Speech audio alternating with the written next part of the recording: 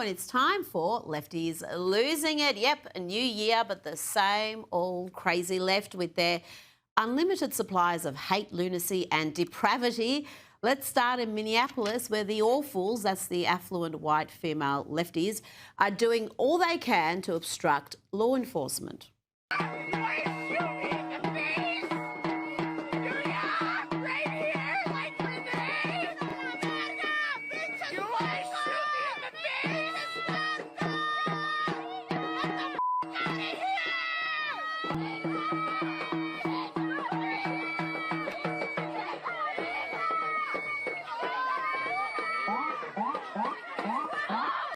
Doing everything they can to provoke and obstruct, to protect criminals. That's what they're doing. It's an insurrection, and I don't use that word lightly, an insurrection provoked by this sort of reckless rhetoric. Let's hear from the governor of Minnesota, Tampon Tim Walz, who claims ICE agents are hunting and kidnapping innocent people. ICE agents are going door to door, ordering people to point out where their neighbors of color live. They're pulling over people indiscriminately, including U.S. citizens, and demanding to see their papers. And at grocery stores, at bus stops, even at our schools, they're breaking windows, dragging pregnant women down the street, just plain grabbing Minnesotans and shoving them into unmarked vans, kidnapping innocent people with no warning and no due process. Just reckless craziness. And here he claims ICE agents are committing atrocities. And if you see these ICE agents in your neighborhood, take out that phone and hit record. Help us create a database of the atrocities against Minnesotans, not just to establish a record for posterity, but to bank evidence for future prosecution. Let's look at some of these protesters. They're not just filming, they are obstructing, they are violent, and they are committing crimes. Here they steal a rifle and ammunition from a weapons locker in a federal vehicle.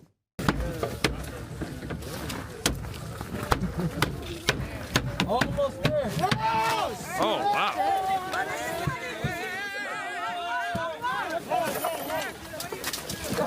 Oh, my God. Where are the cops? And here is a little more lawlessness from Minneapolis, with law enforcement vehicles being destroyed.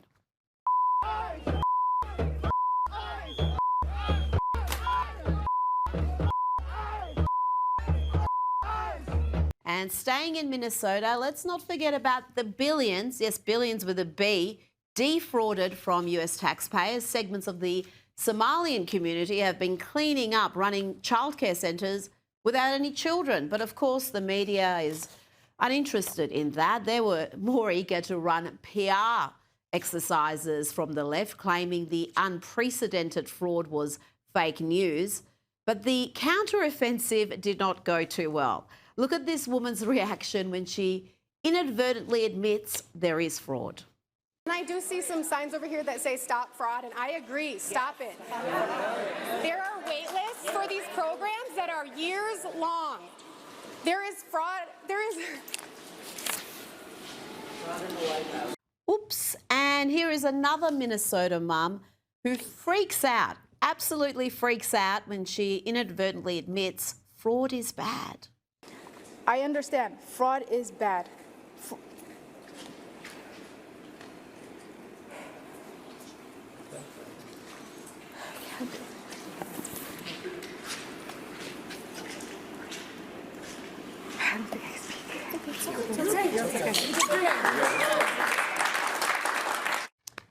Yes, well done, love. You did really good.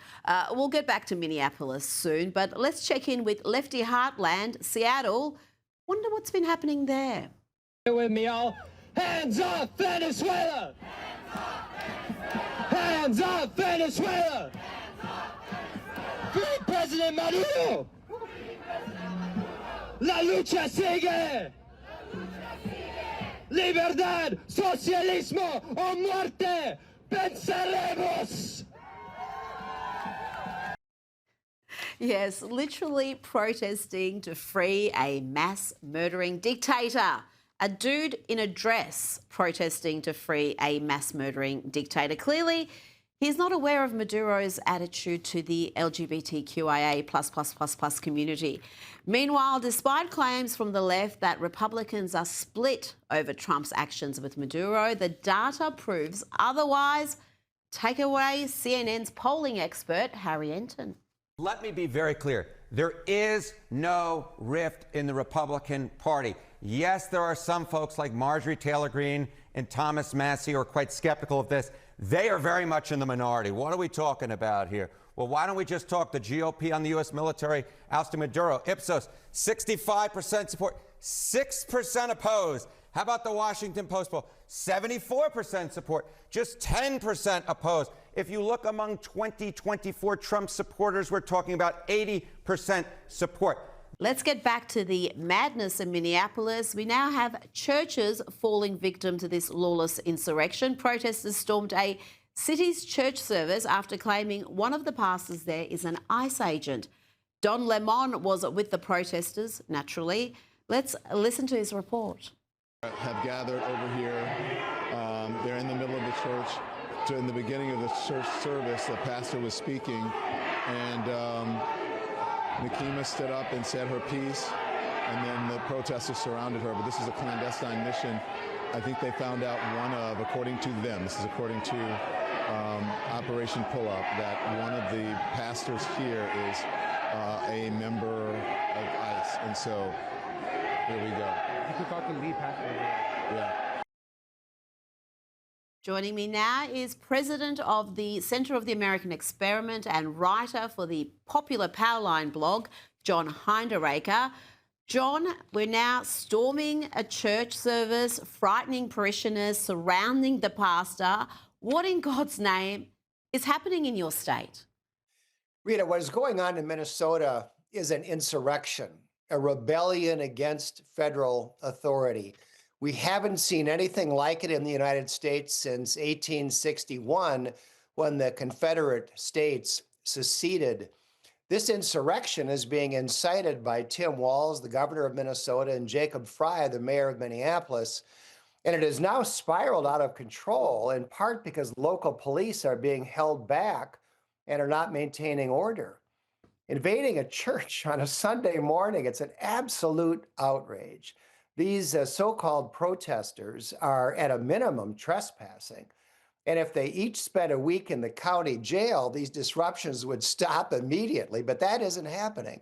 And the protests keep getting more and more disruptive. The Democrats are at war against the Trump administration, and that's the basic reality. Anything the administration tries to do, the Democrats resist with all their might. And these liberals do not want federal immigration law to be enforced. And it's terrible, Rita, because these ICE agents are picking up murderers, multiple murderers, child rapists, criminals of all sorts. And of course, they're all illegal aliens to boot, which is a crime in itself. And the Democrats simply don't want these laws to be enforced. And this is their way of making war on the Trump administration.